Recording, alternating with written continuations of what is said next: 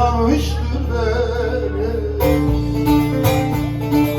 Nasıl yalvarayım sana, lisan ver konuştur beni. Neyle yalvarayım sana, lisan ver konuştur beni.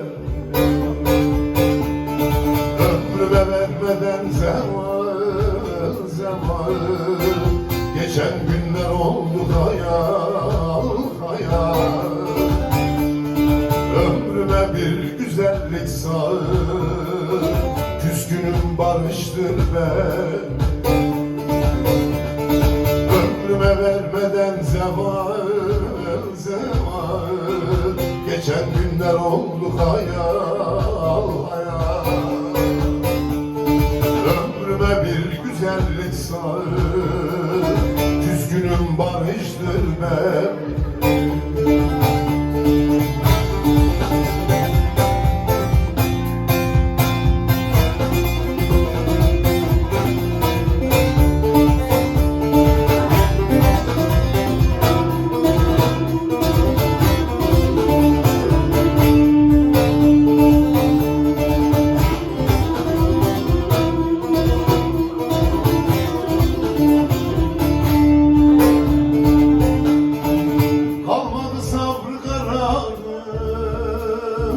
Kaybettim kendim ararım, kalmadı sabrı kararım.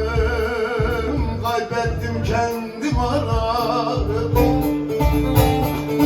sözler derde dermanım. Unutma soluştur beni, sözler derde dermanım. Unutma soruştur beni.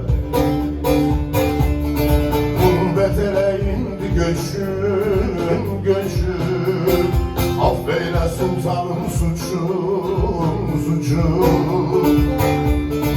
Ala deli yanar içim içim, küskünüm barıştır ben.